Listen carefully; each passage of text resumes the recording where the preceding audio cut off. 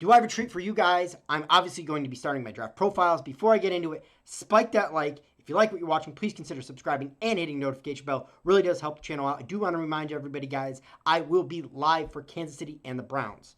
If you guys don't remember my draft profiles from last year, very simple.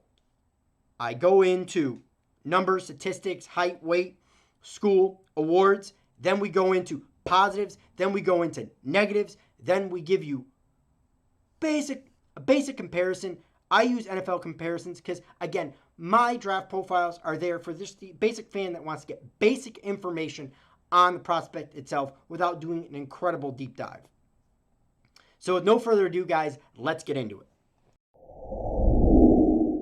So getting into Rashod Bateman, height 6'1", or 6'2". The reason I have two, well, quite frankly, I've seen him listed as both, and I'm not quite sure myself, so I listed both. Weight, 210. School, Minnesota, you can tell by the helmet.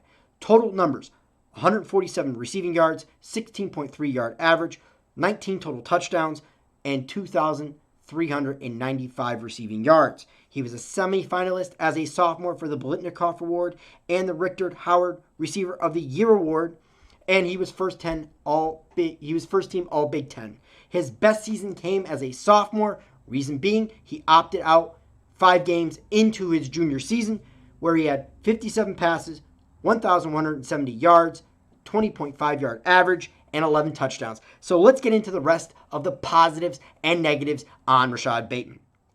The positives. So positives of Rashod Bateman to me. I love the small things with him. I really do.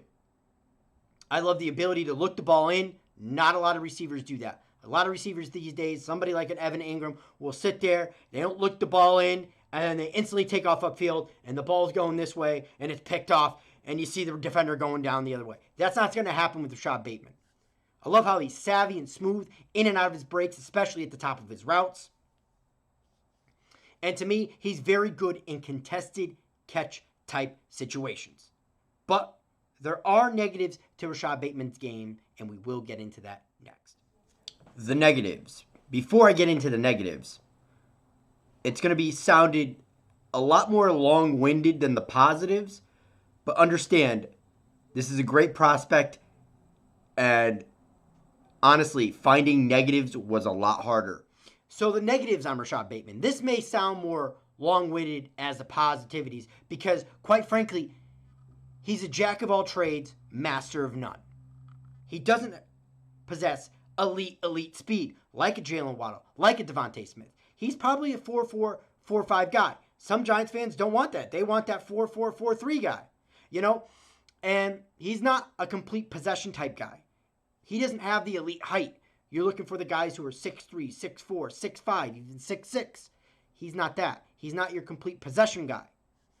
And even though he's savvy in and out of his breaks, especially at the top of the route, like I mentioned in the top positives, it's more of a straight line speed guy than where he struggles because defenders may reroute him early and he struggles to get back to his route on time. But either way, let's get into comparisons.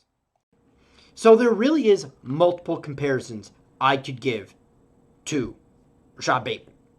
My first is Juju Smith-Schuster, which is so hard for me to say, apparently. The other one I've heard is Keenan Allen, but I didn't put him up here because Keenan Allen's a little bit bigger than Rashod Bateman, if I'm not mistaken.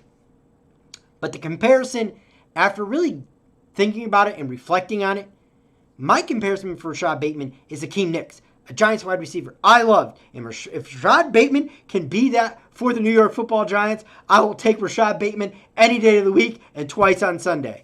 So those are my comparisons for Rashod Bateman. A guy, if you want someone out of last year's draft class, it's kind of a comparison, but not really, because I think Rashod Bateman's a little bit more polished than Michael Pittman Jr. was, but Michael Pittman Jr. would be the other comparison I have in mind. Either way, guys, let me know what you think of my comparisons in the comment section below. Let's get on to the closing. Now, before I end this, where Rashod Bateman could fall in the draft. I've seen him somewhere in the top 15 all the way to the end of the first round. He's definitely a first-round talent. He's top 5 in almost everybody's receiver list. Personally, he's my favorite prospect. I'm not telling you he's better than Jamar Chase or Devontae Smith or Jalen Waddle.